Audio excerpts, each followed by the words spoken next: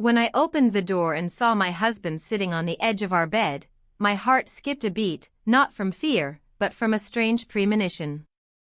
His back was turned to me, shoulders tense, hands clasped tightly in his lap.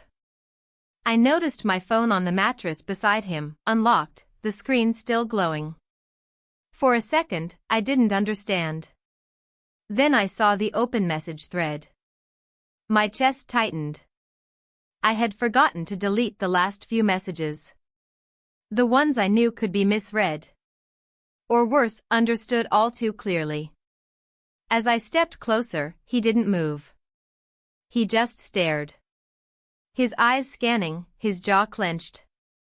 I knew what he was seeing, words not meant for him, sentences dripping with a different version of me, one I had buried under years of routine and silence.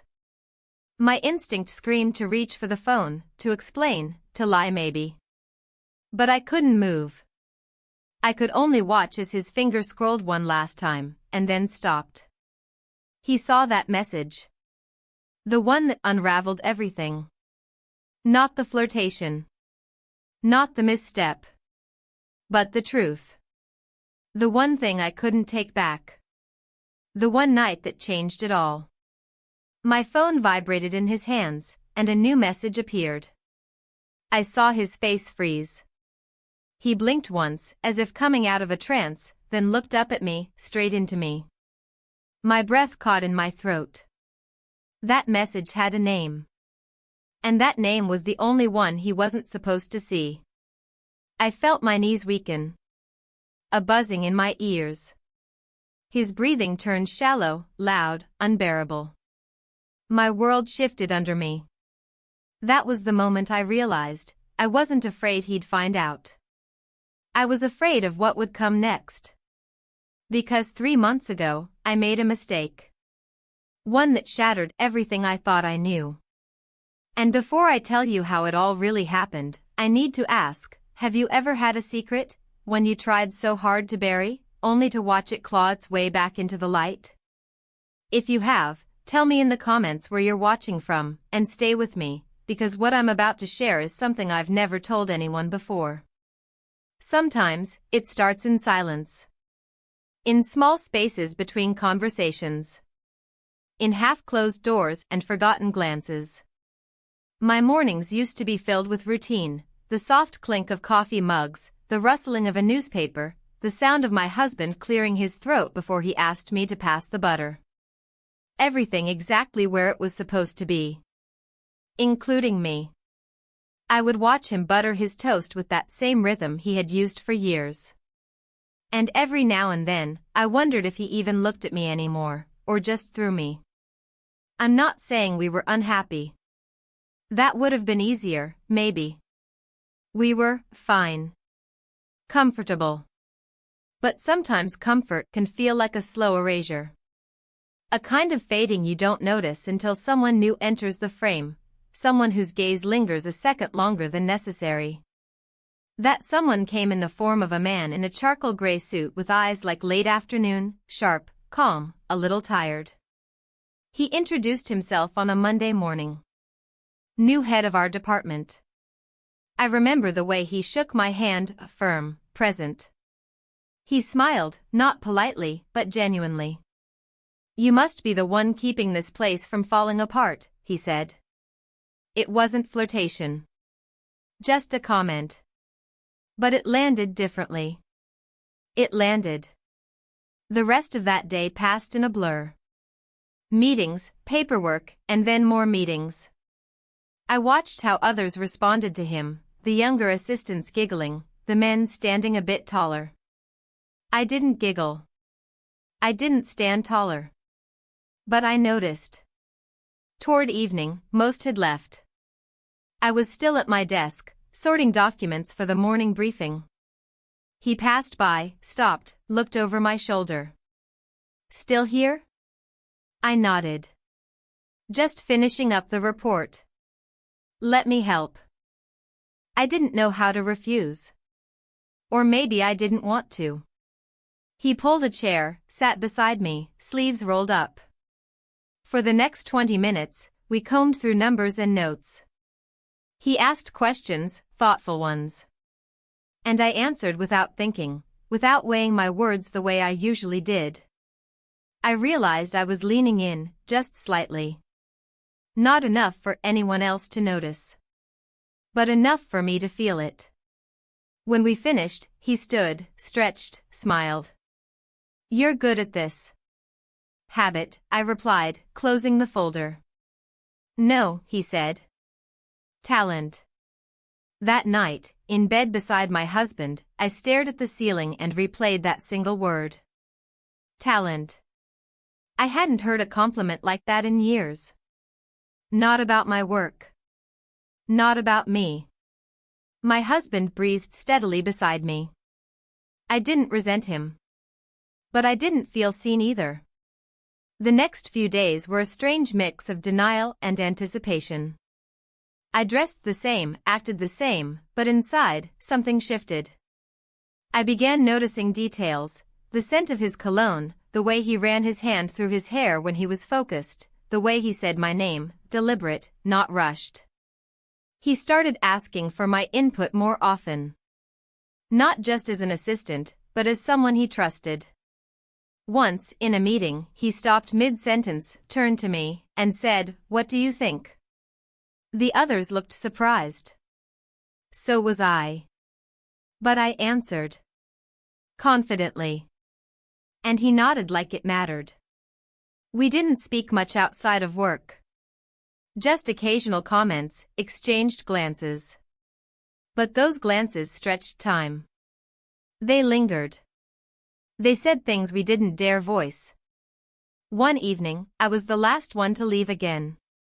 My phone had died, and I needed the building charger. I found him in his office, jacket off, tie loosened. "You're still here," I said. "So are you," he smiled. He asked if I wanted a ride. It had started raining. I hesitated. But not for long. In the car, we didn't talk much. The radio hummed low. The city passed by in blurry lights. When we reached my street, he pulled over, but didn't unlock the doors immediately. "Can I ask you something?" he said. I turned. "Of course. Are you happy?" I wasn't ready for that question. Not in that car. Not from him. I opened my mouth. Closed it. "Sorry," he said. That was out of line. "No," I whispered. "It's just. I don't know." Silence. But not awkward. Heavy. Real. Then he reached over, gently brushed a strand of hair behind my ear. His fingers didn't linger, but my skin burned where he'd touched. I opened the door and stepped out. My hands were trembling. I didn't look back. But I knew he watched me walk to the door. And I knew something had already changed. Even if nothing had technically happened. Something real had shifted. I just didn't know then that this was only the beginning. The next morning began like any other, and yet everything felt slightly askew. The hum of the kettle, the soft shuffle of my husband's slippers against the tile floor, the scraping of a chair being pulled back at the kitchen table, all the familiar sounds were there, but I wasn't present in any of it. I moved through the motions as if playing a part one had long since memorized. I buttered toast I didn't eat. I nodded at questions I didn't register. I smiled because it was easier than explaining why I couldn't. At work, I arrived early. Too early. The corridors were empty, the fluorescent lights buzzing faintly overhead. I sat at my desk and opened my laptop, but my mind wasn't on emails or reports. It kept returning to the way his fingers had brushed my hair the night before. A gesture so small, so quiet, but impossibly loud in the echo chamber of my thoughts. He arrived shortly after. I heard his footsteps before I saw him. That calm, measured pace of someone who always seemed composed. He greeted me with a warm nod, as if nothing unusual had happened. As if he hadn't asked me the kind of question that could unravel a life. And I responded in kind, polite, measured, detached. We both pretended very well. Throughout the day, we were careful. Colleagues filtered in and out of his office. He gave instructions, reviewed presentations, met with external partners. I stayed busy. I needed to stay busy. It was the only way to keep from analyzing every look, every pause, every inch of space between us. But then came the invitation. A client dinner had been scheduled, one of those formal but not really affairs where the real negotiations happened over wine glasses and 2 sweet desserts. A table had been booked, and a few people from the team were expected to attend. One by one, though, the others began canceling. A family emergency. A late report. A sick child. By 5:30, only he and I were left. He stopped by my desk. Still up for dinner? Just the two of us now, apparently. I could have said no. I should have said no. But I didn't.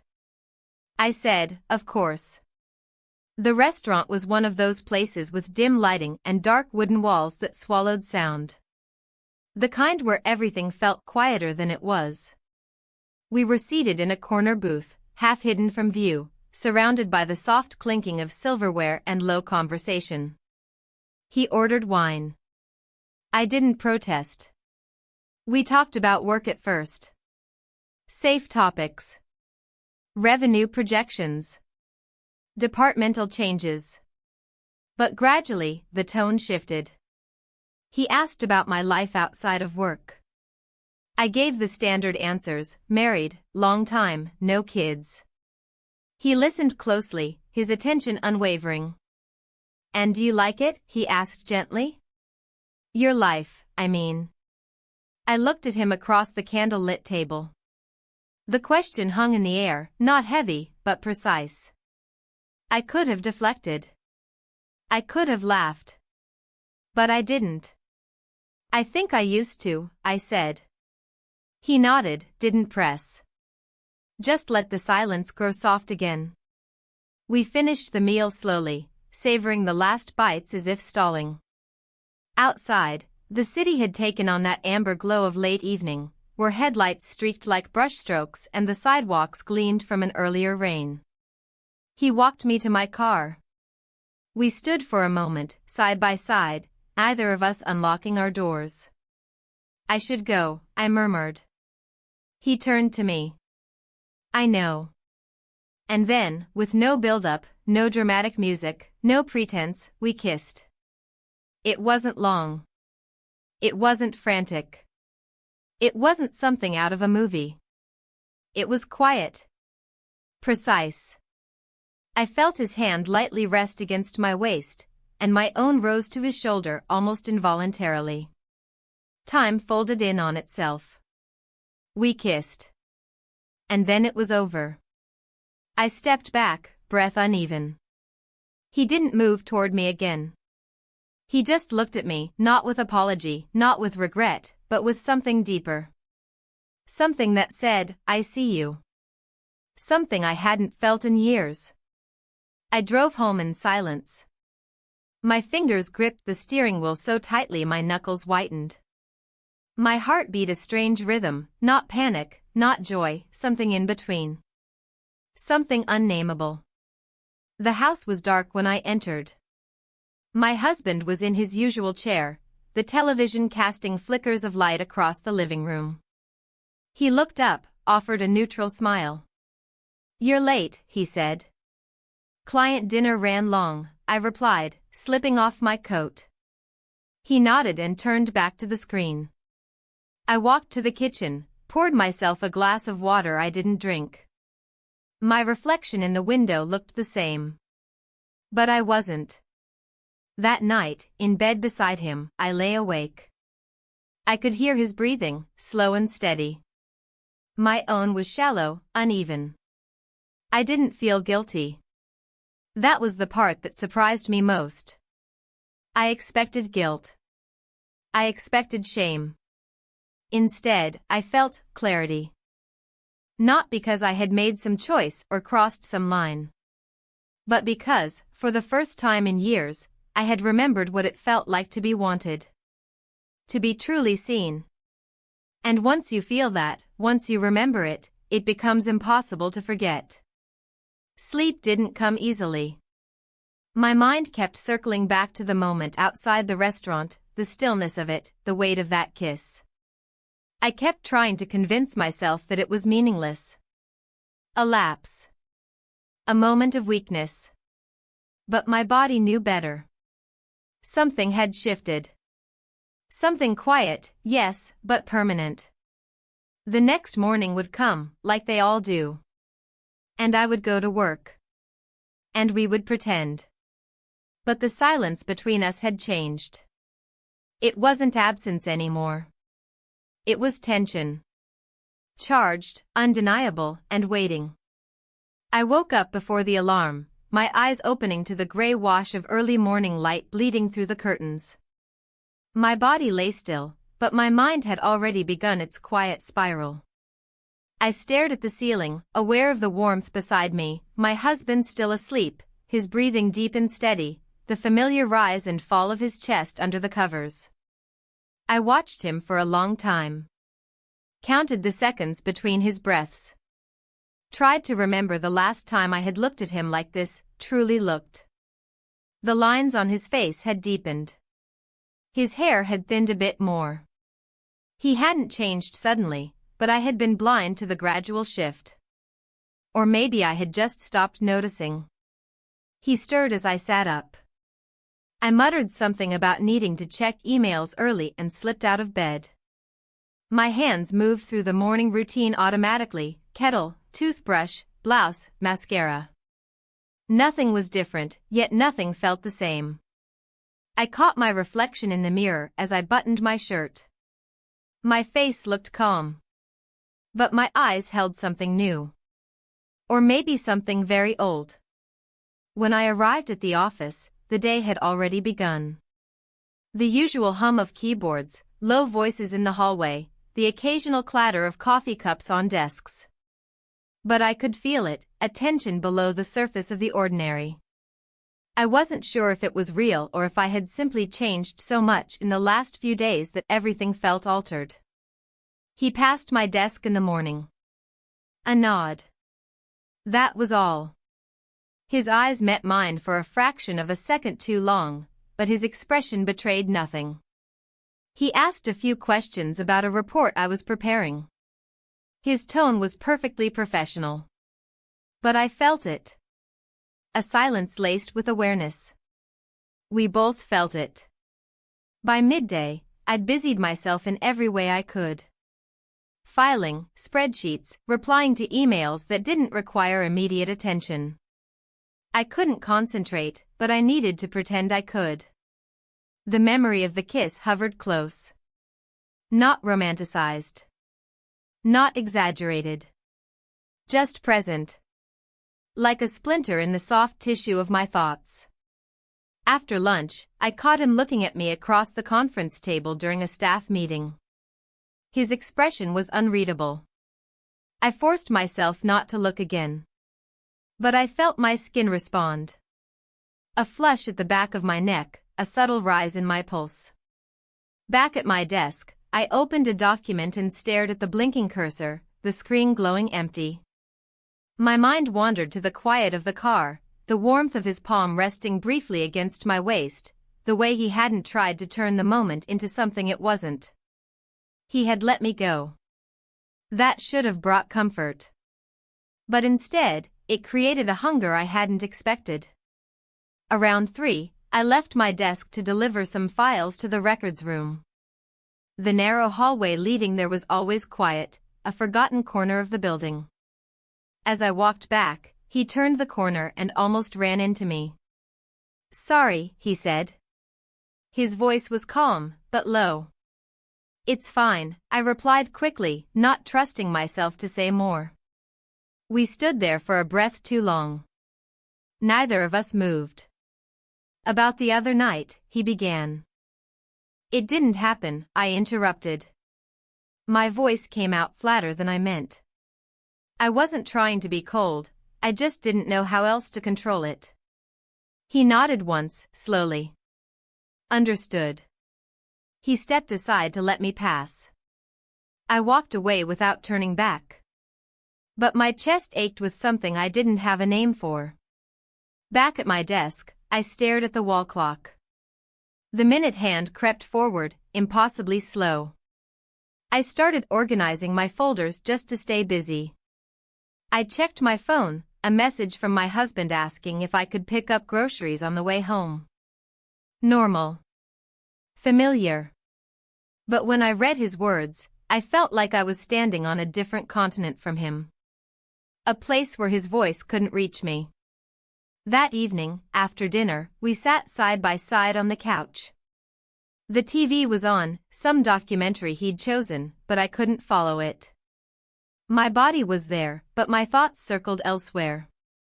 He reached over at one point and squeezed my hand lightly. A small, unconscious gesture. I squeezed back. Reflex. But it didn't reach my heart. Later, in bed, he rolled toward me, one hand resting gently on my hip. His touch was hesitant. Not passion, not urgency, just presence. I lay still. I wanted to feel something. I wanted his hand to stir something inside me. It didn't. I turned to face the other way. The next morning, I tried to reset. I told myself I would focus on work. On the mundane. On what I could control. I dressed in my usual routine, but added a slight touch of lipstick I hadn't worn in a while. Not for him. Not even for myself. I didn't know why. In the office, everything appeared the same. But there was an edge. A thin wire of tension that ran beneath the surface of the air. I didn't imagine it. I knew. As I stepped into the break room for coffee, I caught a voice behind me, two colleagues talking quietly, but not quietly enough. She's been spending a lot of time in his office lately. I froze for half a second, then moved forward as if I hadn't heard. My pulse quickened. Had people noticed? Or were they guessing? Either way, the air felt thicker now. Later that day, he stopped by my desk again. A regular inquiry about scheduling. His tone was calm. But in his eyes, I saw restraint. Effort. I matched it. But inside, I was cracking. I didn't know what I wanted from him anymore. Clarity? Distance? Another mistake? I didn't know. I only knew that something had been set in motion. Something neither of us could fully pull back from. That night, I stood alone in the bathroom, washing my face. My reflection stared back at me with quiet accusation. I thought about how easily people become strangers. How routine can harden into distance. How silence can erode everything if you let it. And I thought about that question. The one he had asked me. Are you happy? The truth was, I didn't know. But I was starting to realize that not knowing was, in itself, an answer. It was raining the morning of the off-site meeting, the kind of steady drizzle that blurred the edges of the city and made everything feel quieter than usual. I stood at the kitchen sink, watching the water streak down the windowpane as my husband sipped his coffee in silence behind me. Neither of us had much to say. Lately, words between us had become utilitarian, about groceries, appointments, bills. Anything beyond that was left unsaid, buried beneath years of habit and safe avoidance. I told him I'd be back late, that we had a full agenda and dinner with the client. He nodded without lifting his eyes from the news on his tablet. There was no question, no curiosity. Just a soft drive safe, delivered without looking up. I wanted to feel annoyed at his indifference, but instead I felt relief. Fewer questions meant fewer lies to shape. At work, the morning moved quickly. The meeting was out of town, and the plan was simple: a 2-hour drive, 3-hour presentation, and dinner with the potential investors. A couple of team members had initially been included in the trip, but one by one they had dropped out. Illness, scheduling conflicts, family needs. By mid-morning, it was just the two of us. He stopped by my desk to confirm I was still coming. I told him I was. There was no need to look at each other too long. We understood what this meant. The drive, the hours alone, the evening to follow, it all carried the weight of implication. But neither of us spoke it out loud. Saying it would make it real. And we weren't ready for that. Not yet. The car ride began in silence. Not awkward, but thick with awareness. I stared out the window as the city melted into countryside, trees passing in a blur, roads slick with rain. He drove steadily, both hands on the wheel, eyes forward. For a while, we pretended it was just business. We talked about the presentation, the client's expectations, how the numbers would land. But each word felt like a curtain we were desperately trying to keep drawn. At one point, a song came on the radio, one of those older love ballads, the kind that would normally pass unnoticed in a setting like this. But the lyrics filled the silence too intimately. He reached out to switch the station. I didn't stop him. But the quiet that followed felt louder somehow. We arrived at the venue, a corporate training center nestled among low hills, sterile and impersonal in its attempt at elegance. The meeting went smoothly. We delivered our parts with professionalism, managed polite smiles, exchanged the expected pleasantries. But underneath it all, there was a current, an underflow neither of us addressed. It tugged at the edges of everything. After the meeting, we were invited to dinner by the clients. It was formal, long, filled with small talk and wine that never seemed to stop flowing. By the time we returned to the hotel, it was already dark. At the front desk, we checked in. 2 separate rooms. 2 key cards. No eye contact.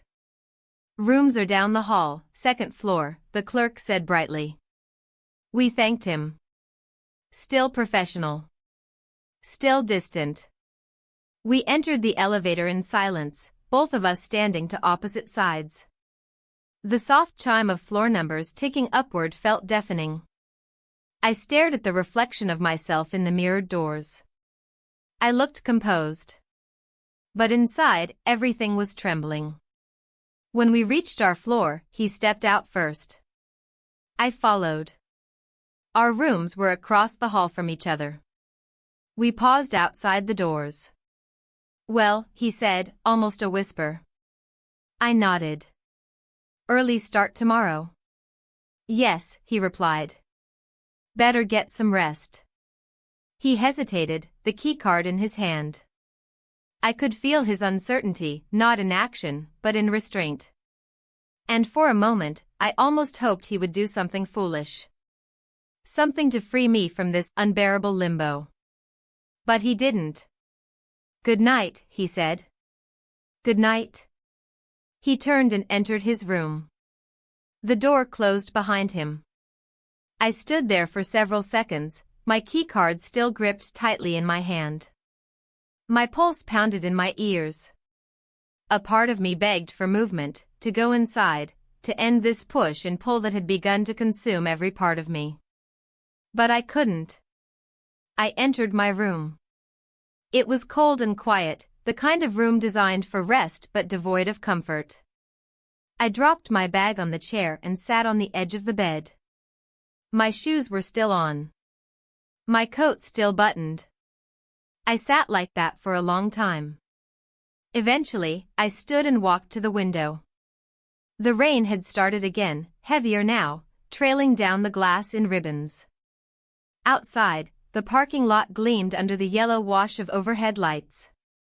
A single car pulled in, headlights cutting briefly across the room. I thought about calling my husband, just to check in, just to give myself something to do. But I didn't. I couldn't bear the sound of my own voice wrapped in pretense. Not tonight.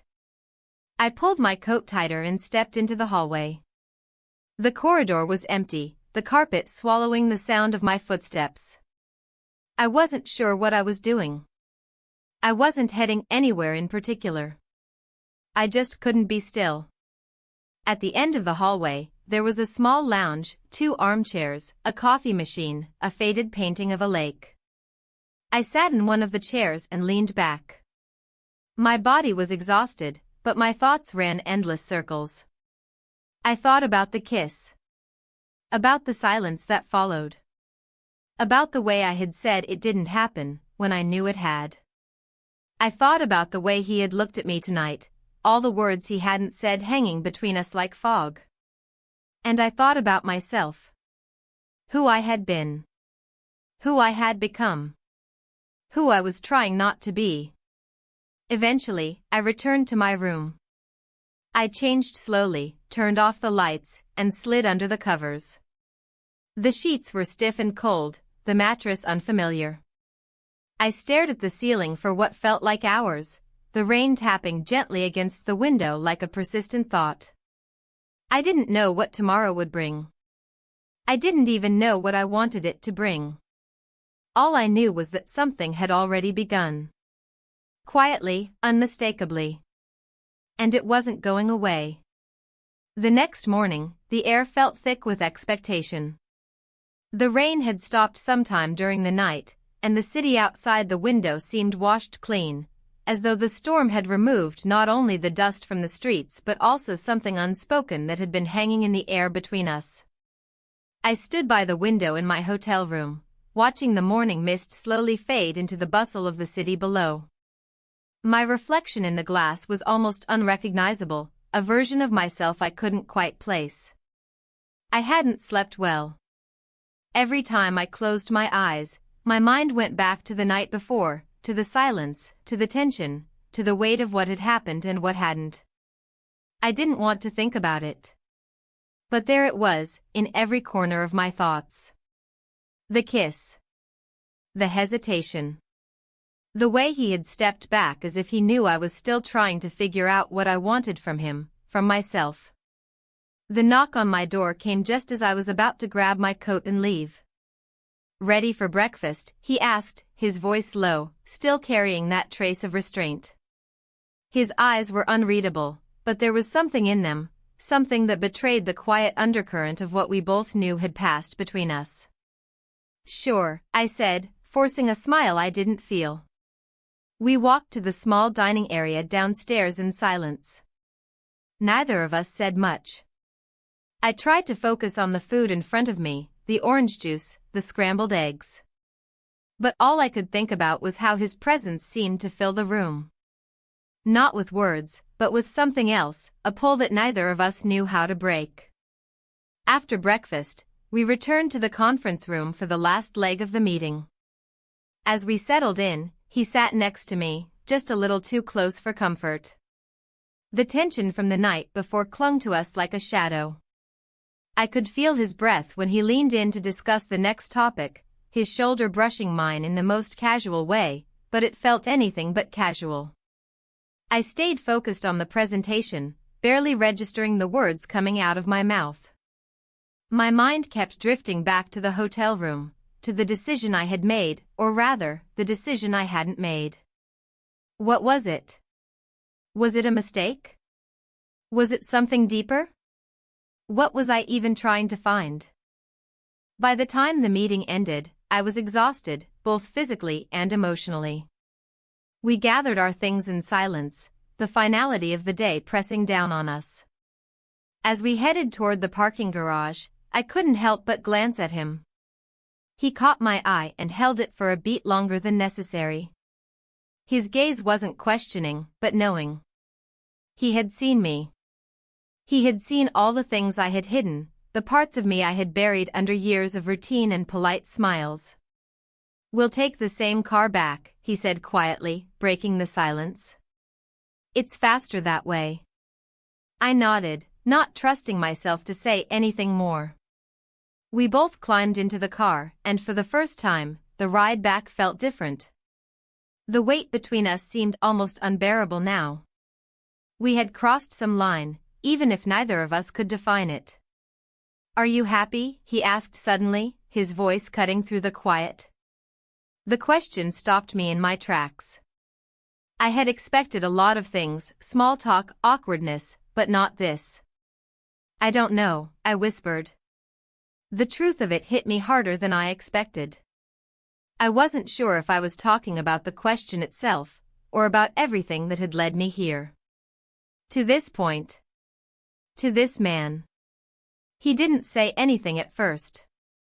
Just drove, his hands steady on the wheel, his eyes fixed on the road. I didn't ask him if he was happy, though I wondered if the question was just as loaded for him. If he was feeling the same pull, the same distance between who we were and who we could be. When we finally reached the office, it was late afternoon, and the place was quiet. We got out of the car and stood there for a moment, neither of us ready to say goodbye, but both of us aware that the conversation we were avoiding was inevitable. I could feel the words hanging in the air, like a storm that was about to break, but neither of us knew where to start. "See you Monday," he said softly, his voice holding something unspoken. I nodded, the weight of it settling in my chest. Monday. A fresh week. Another chance to pretend, to bury whatever this was beneath the surface. But as I walked away, I couldn't shake the feeling that nothing would ever be the same again. It didn't matter if we spoke or didn't speak. The truth had already slipped between us, too quietly to ignore. Back at the hotel, I was supposed to meet a colleague for dinner, but I found myself sitting in the lobby instead. My phone buzzed in my hand, a message from my husband. "Did you get the report from last week?" I stared at the text for a long time. The distance between us seemed vast. Not physical, we were still under the same roof. But the gap between us had deepened in ways I couldn't explain. And I wondered, for a moment, if this was how it happened. Slowly. Quietly. No big moments, no confrontations. Just the gradual erosion of everything you thought you knew. The door to the restaurant opened, and I turned to see a colleague walking toward me. I pasted on a smile and stood to greet her, but inside, I was still lost in that space between what I had and what I could never have again. The evening passed in a blur of polite conversation. I ate without tasting the food, spoke without feeling the words. My mind kept returning to him. To the moment in the car. To the question that lingered between us, "Are you happy?" By the time I returned to my room, I was exhausted. I went through the motions of undressing, washing up, and getting into bed. But sleep didn't come easily. The question still buzzed in my mind. I closed my eyes and tried to push it away, but it clung to me, demanding an answer. I wasn't sure if I had been seeking something all this time. I wasn't sure if I had found it. But one thing was clear, whatever had happened between us had been real. More real than anything I had felt in a long time. And now, I had to decide if I was ready to face it. The next morning, I would go back to my husband, back to my life. But I knew I wouldn't be the same. And neither would he. The drive home was quiet. I kept my eyes on the road, trying to focus on the familiar, comforting scenery, the same streets, the same buildings, the same sky. But nothing felt familiar anymore. The world outside was unchanged, yet I couldn't shake the feeling that everything inside me had shifted. When I arrived, the house was empty. My husband's car wasn't in the driveway, and the door was unlocked, a clear sign that he was somewhere nearby, likely in his office or at the neighbor's. I stood in the doorway for a moment, listening to the silence. It should have felt like a relief, but instead, it pressed down on me. The weight of everything I had been avoiding, everything I had been carrying, was suddenly unbearable. I walked through the house slowly, touching things I had touched 1,000 times before, the vase on the table, the rug by the door, the pictures on the wall. They all seemed like strangers to me now. The life I had built felt like a shadow. I was still standing in it, but I didn't recognize it anymore. I went upstairs to change, standing in front of the mirror for a long time. My reflection seemed distant, as if I were looking at someone else. I had gotten used to this version of myself, the one who had everything in place, who could smile through discomfort, who held it all together. But now I didn't know who I was anymore. The familiar face staring back at me seemed foreign, like someone who had been pretending for too long. As I walked back downstairs, I heard the door open. My husband was home. He walked into the living room, his briefcase in hand. He glanced up and smiled, but it didn't reach his eyes. He set the briefcase down and began removing his coat, still not looking at me. "I was just about to call you," he said, his voice casual, but there was a slight edge to it. "How was the trip?" "Fine," I said, forcing a smile. "Everything went well." I could feel the distance between us widening with every word.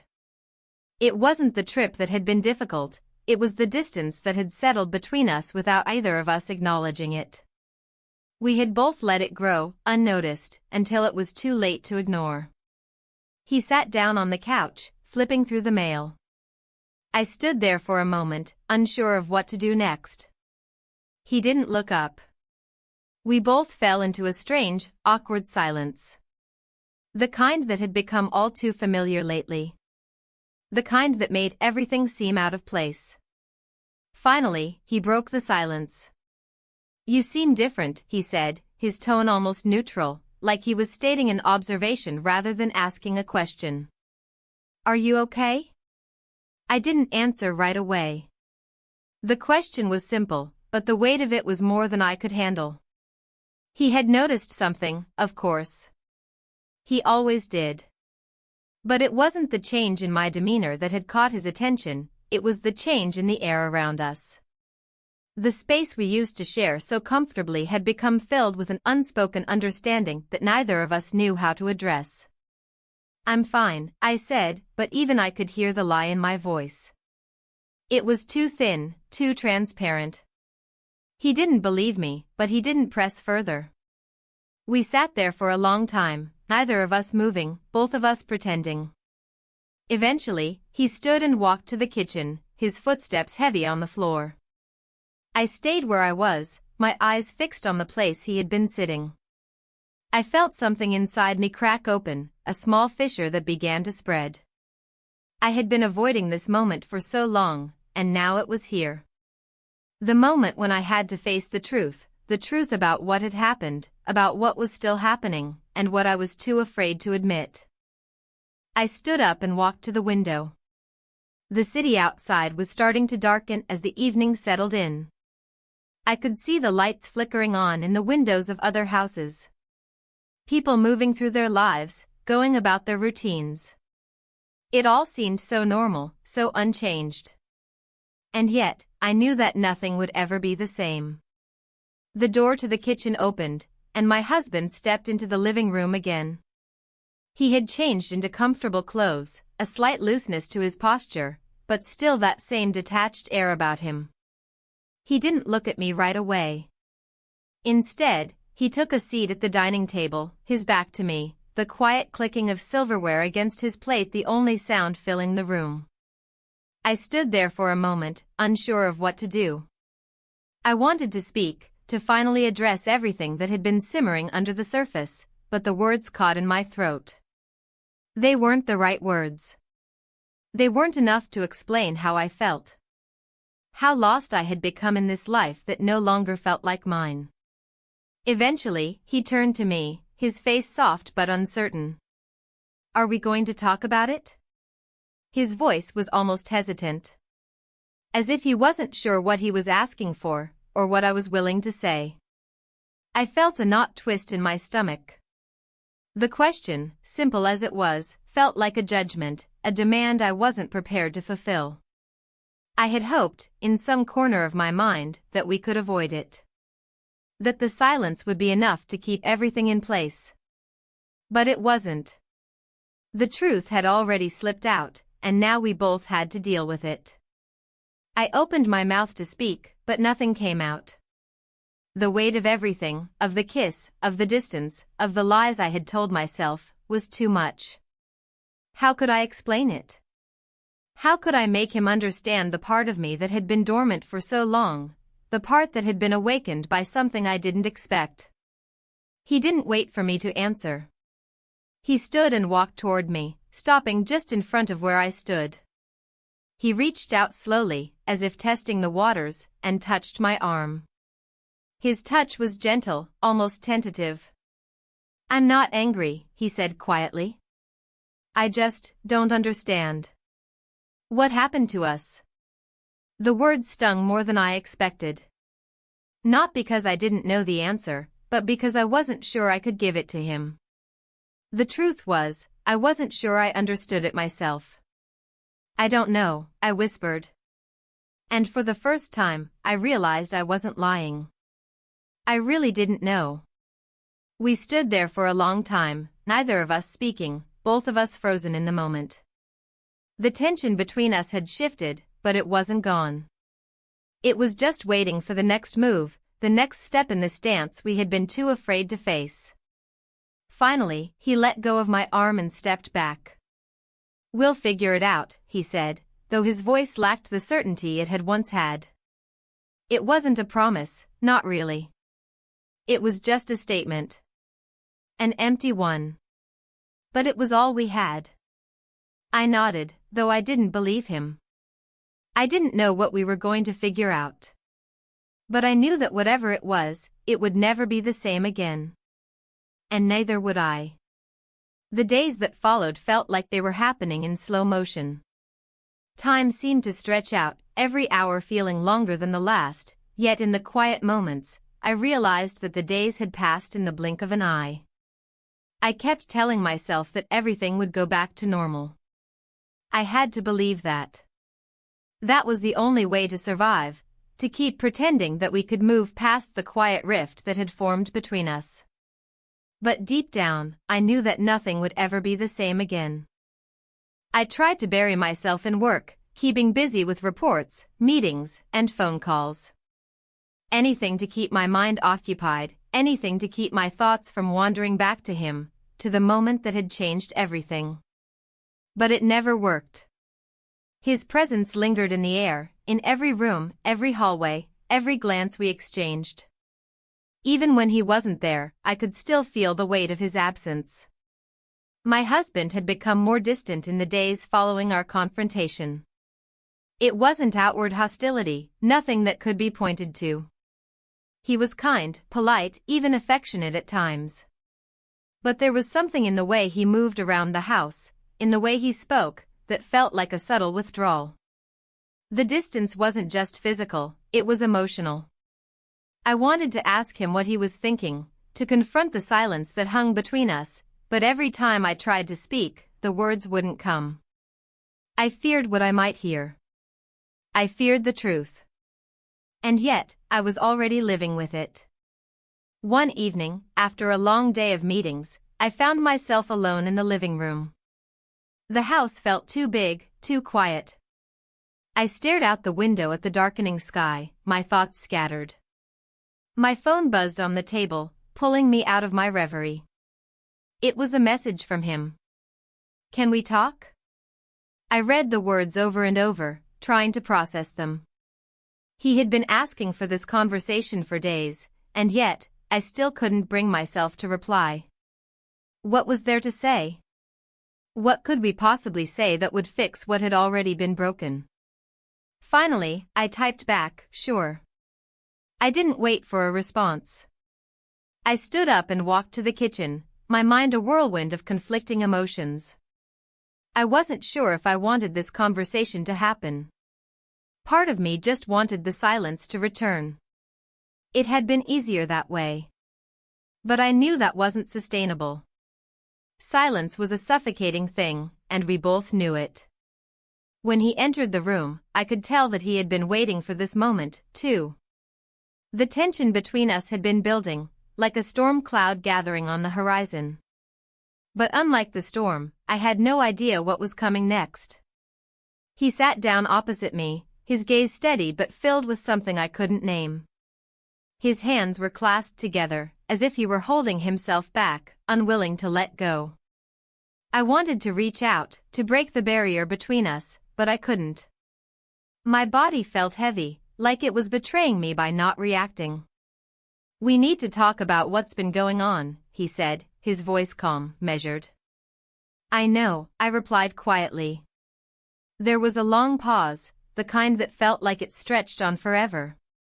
Neither of us knew where to begin. I could feel the weight of the moment pressing down on me. I wanted to speak, to explain myself, but I wasn't sure how. I wasn't even sure if there were words that could make it right. "Do you want to tell me what happened?" he asked, his tone softer now, almost as if he were afraid of my answer. I felt a lump form in my throat. My hands clenched at my sides. I didn't know where to start. How could I possibly explain everything I had been feeling? How could I put into words the guilt, the confusion, the pain? "I don't know," I whispered. "I don't know what happened." He nodded slowly, as if he understood. The silence returned, but this time it wasn't as heavy. It was different, the kind of silence that comes when two people finally stop pretending. "I don't know what I want either," he said after a while. "I don't know if I can fix this." Those words hit me like a punch to the chest. I had been expecting something different, something stronger, something definitive. But instead, I got this, a man who didn't know what to do, who was just as lost as I was. "I'm sorry," I whispered. "I never meant for any of this to happen." He looked at me, his eyes soft but tired. "I know. I know you didn't. But it did happen." "I'm so sorry," I repeated, the words feeling empty, like they couldn't possibly make up for everything I had done. He stood up and walked to the window, his back to me. For a moment, I thought he was going to leave, to walk away and leave me with nothing but the wreckage of my own mistakes. But he didn't. Instead, he turned to face me again, his expression unreadable. "I don't know what to do either," he said softly. "I don't know if we can go back to the way things were. I don't know if I want to." My heart sank. It wasn't the words I had been hoping to hear. I didn't know what I had expected, some kind of forgiveness, some kind of answer. But this was the truth. The uncomfortable, raw truth that neither of us wanted to face. "I don't know either," I said, my voice barely a whisper. "I don't know what I want either." We stood there, the distance between us now wider than it had ever been. I wanted to reach out, to bridge the gap, but I knew that the space between us wasn't something that could be filled with words. It wasn't something that could be fixed so easily. "I guess all we can do is figure it out," he said, his voice quiet. "But we can't keep pretending it's not there." I nodded, my eyes welling up with tears. I had never wanted any of this. I had never wanted to hurt him. But I had. And now we were both standing at the edge, unsure of where to go next. "Maybe we need time," I said softly. "Maybe we need to figure out who we are, separately, before we can figure out who we are together." He didn't respond right away.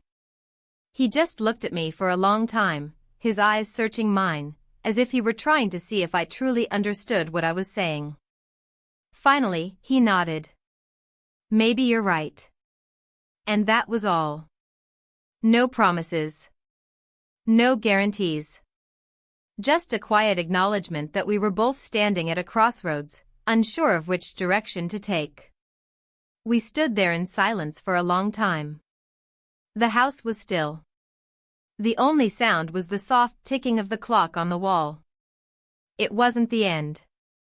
But it was the beginning of something new. Something neither of us knew how to navigate. But something we would have to face, together. It was the weekend, but I couldn't shake the feeling of weight pressing down on me. The usual rhythm of the house, the hum of daily life, felt so foreign now. I had been avoiding it for days, trying to ignore the reality of everything that had happened. But avoidance was no longer an option. The space between us, between me and my husband, had widened, and neither of us knew how to bridge it. I moved through the house with mechanical precision, cleaning, tidying, cooking, all the mundane things that had once filled me with a sense of purpose.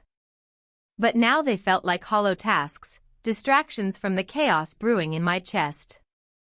I could hear his footsteps in the other room, but neither of us had said anything of consequence in days. When he came into the kitchen, it was like the room itself sighed with the weight of the silence that had followed us for so long. He was holding a cup of coffee, his gaze fixed on the counter as if he were lost in thought. I wasn't sure if he was aware of me, or if he, too, was just going through the motions. "Are you okay?" I asked quietly. The question felt out of place, foreign in its simplicity. But it was the first time I had dared to ask it, and I needed to hear the answer, even if I wasn't sure what I wanted it to be. He didn't look at me immediately. Instead, he set the cup down on the counter with careful precision. Then, slowly, his gaze met mine. His eyes were tired, but there was something else there too, something unspoken. "I'm fine," he said, but his voice was softer than usual, like he was trying to convince himself more than me. I could hear the hesitation in his words. And I realized that he was just as unsure as I was. "I don't think either of us is fine," I said, my voice barely above a whisper. The words felt like they had been sitting on the edge of my tongue for days, waiting for the right moment to fall into place. And now they were out, hanging in the air between us like a final confession. He didn't respond right away. Instead, he sighed and ran a hand through his hair. He looked at me, his eyes a little more focused now, but still distant. "I don't know what happened. I don't know when we got to this point." I nodded. I didn't know either. But I couldn't keep pretending that everything was fine. We had both been avoiding it for too long. The space between us had been growing, slowly, silently, until it was too wide to ignore. "We're not the people we used to be," I said softly. The truth of it hit me with an unexpected force, like a weight pressing down on my chest. I had never wanted to acknowledge it, never wanted to face it, but here it was undeniable, unavoidable. He didn't argue. Instead, he took a step toward me, the distance between us now slightly smaller. He looked at me for a long time, as if trying to see past the walls we had built around ourselves. "I don't know how to fix this," he said quietly, his voice raw. "I don't know how we got here. But I know I don't want to lose you." His words hit me harder than I expected. I had been expecting anger, frustration, even blame. But instead, there was only vulnerability. The kind of vulnerability I hadn't seen in him in years. It made something inside me crack open.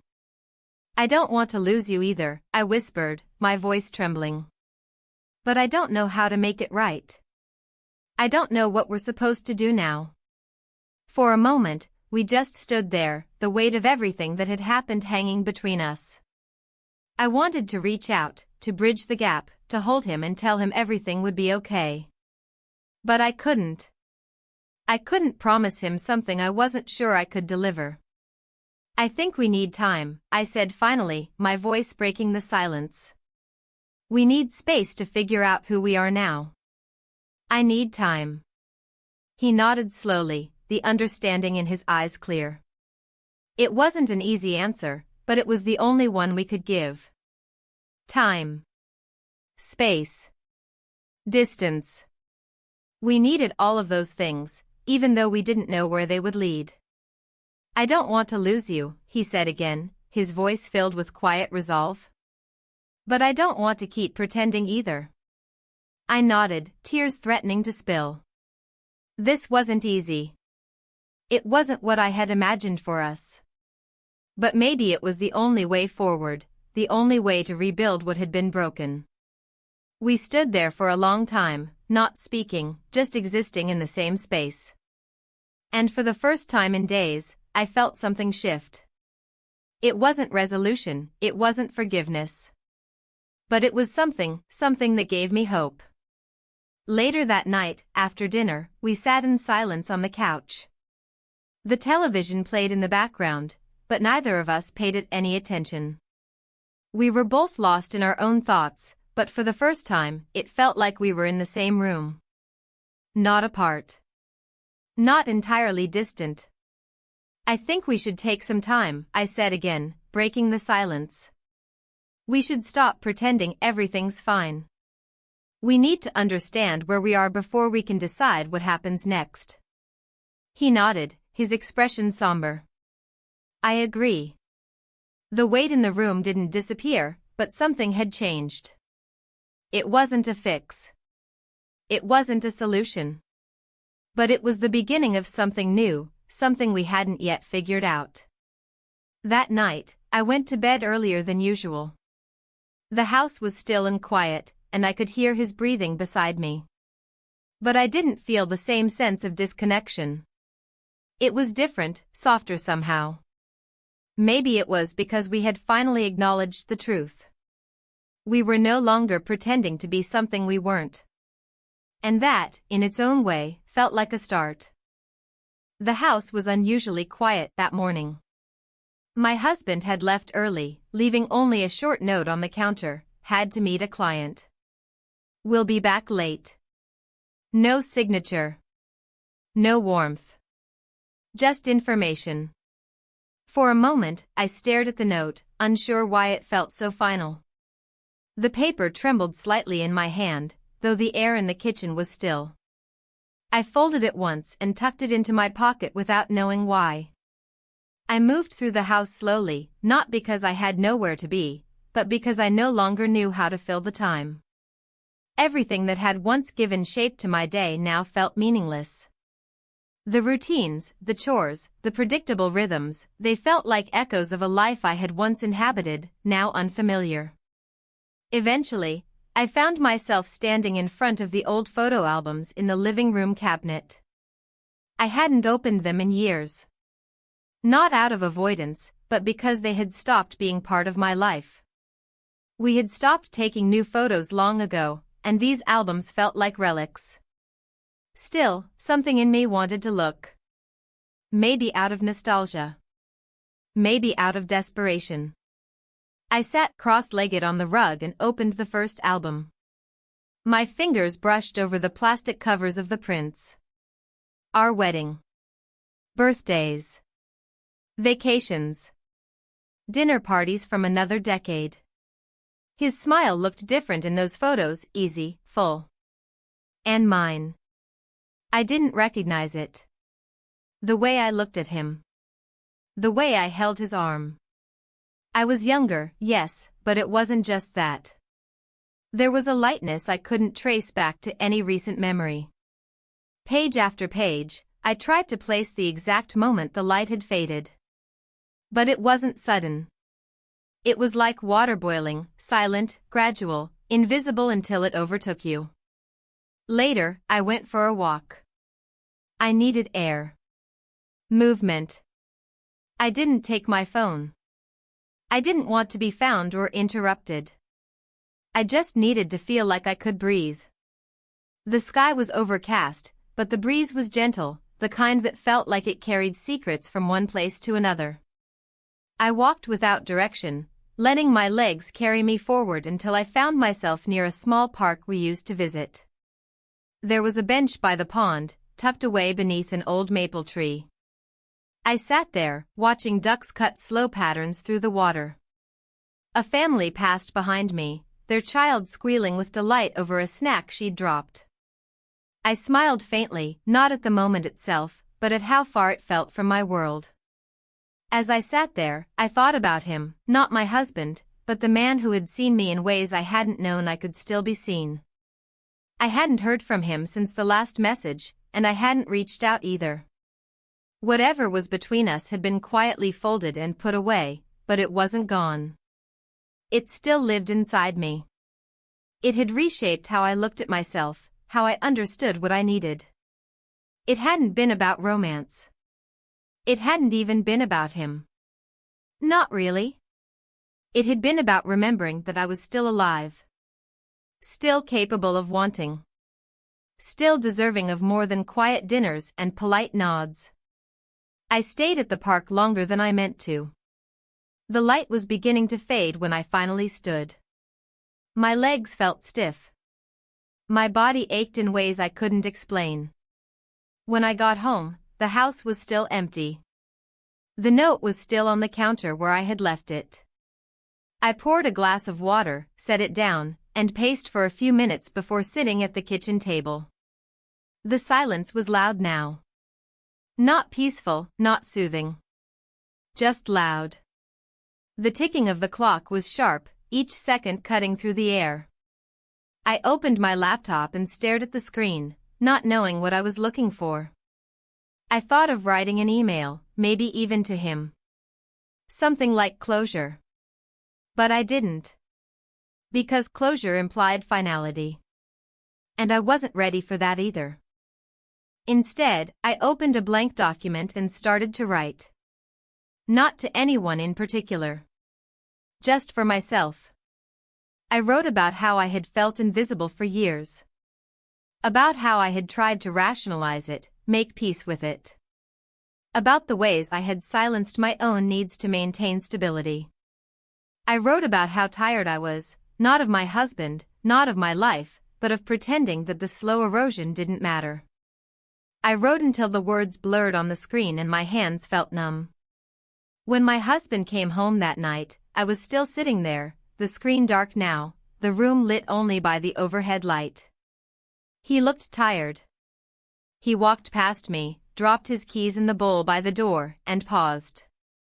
I felt him watching me. I didn't turn around. After a moment, he spoke. "Did you go somewhere today?" "Just a walk," I said. He nodded. "Dinner's in the fridge if you want it." "I'm not hungry." He didn't reply. Just walked upstairs. I listened to his footsteps fade. The quiet returned. I sat there for a long time before finally shutting the laptop. I stood and went to the hallway, staring up the stairs. I thought of going after him. Of starting another conversation that would float and fade like all the ones before it. But I didn't. Instead, I went into the living room and turned on a small lamp. I pulled a blanket over myself and lay down on the couch. The cushions were cold, unfamiliar. But somehow, I needed the discomfort.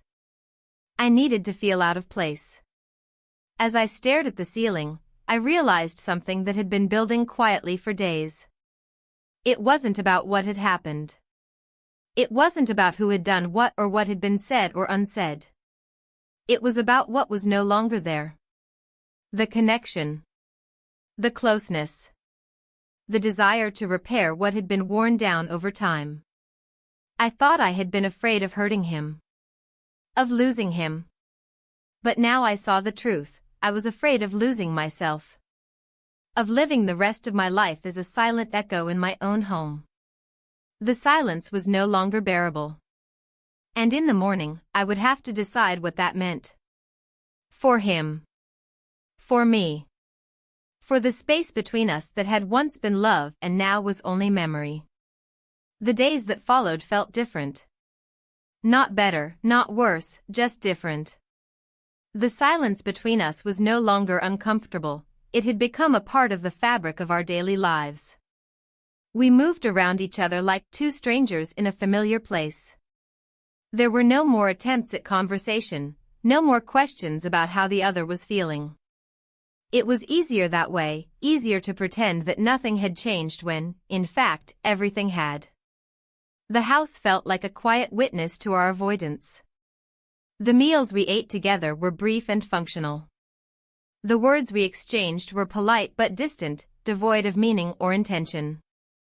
It was like we had both retreated to our own corners, afraid to face each other fully, afraid to confront what was sitting between us, the unspoken truth, the weight of everything that had come before. I spent more time in the office, immersing myself in work. It was easier to focus on something tangible, something that didn't demand any emotional engagement. I buried myself in spreadsheets, emails, and reports, all the while knowing that the real issue, the issue that was so clear but so difficult to address, was waiting for me the moment I stepped through the door at night. He was still there, of course, waiting for me. But he wasn't really there. Not the way he had been before. He seemed as distant as I felt, like a ghost haunting the same space. We spoke when necessary, but nothing more. The intimacy that had once existed between us was gone, replaced by a quiet, impenetrable wall. One evening, after another silent dinner, I found myself standing at the kitchen counter, staring at the empty plates before me.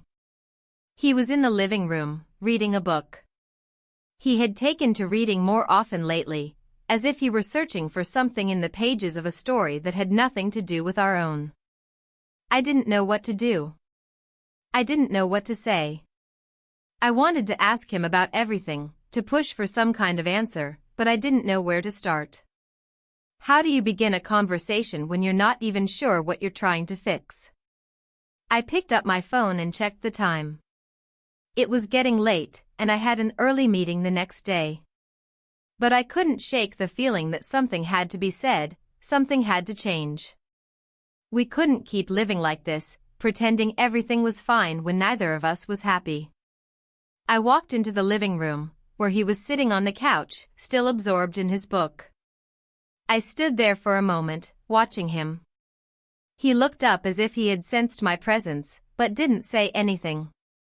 His eyes flickered to the space beside him, an invitation to sit, but I remained standing. "Are you okay?"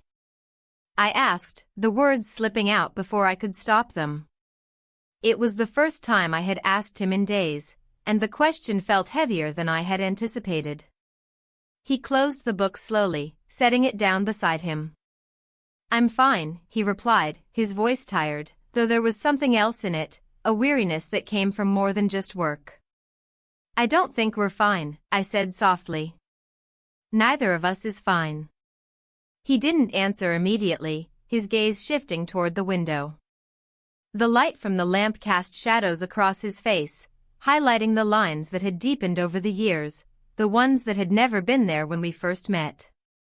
It felt like time had caught up with us, not in the form of age, but in the form of something else. Something we had allowed to slip away unnoticed. "We need to talk about this," I continued, my voice quieter now. "We need to talk about everything." He sat up straighter, but didn't say anything at first. He just looked at me, as if waiting for me to go on, to say more. "What happened to us?" I asked, my voice breaking a little. "How did we get here?" "I don't know," he said, shaking his head. "I wish I knew." For a moment, we both sat there in the stillness, the weight of the question hanging in the air. Neither of us knew how to answer, but somehow, that was enough. The fact that we were finally acknowledging it, that we were finally facing it, felt like the first real step in a long time. "I think we need space," I said after a while. "Not from each other, but from this routine. We've gotten so used to it, to pretending, that we've forgotten who we are without it." He didn't reply, but he didn't need to. I could see the understanding in his eyes. We were both trapped in the same place, trying to hold on to something that had already slipped away. "I think I need time to figure out who I am," I added, my voice barely above a whisper. "Who I really am, not just who I've been for all these years." He nodded slowly, as if he had been waiting for me to say that. "I understand," he said softly. "I think I need the same." We sat in silence for a while longer, the weight of our words settling between us. I didn't know what the future held, but for the first time in a long time, I felt like I had taken a step in the right direction. Not away from him, but toward something real. Toward understanding, toward clarity, toward whatever it was that had been missing. "We'll figure this out," he said eventually, his voice more certain now. "But we have to take it one step at a time." I nodded, my throat tight. I didn't know if we would figure it out. I didn't know if we could. But I was willing to try. That night, we didn't speak much more. We didn't need to. The silence was different now. It wasn't filled with tension or unspoken resentment. It was filled with the possibility of change, of growth. And for the first time in a long time, I felt like I could breathe. The next morning, we woke up early. The sun was just beginning to rise, casting a soft light over the room.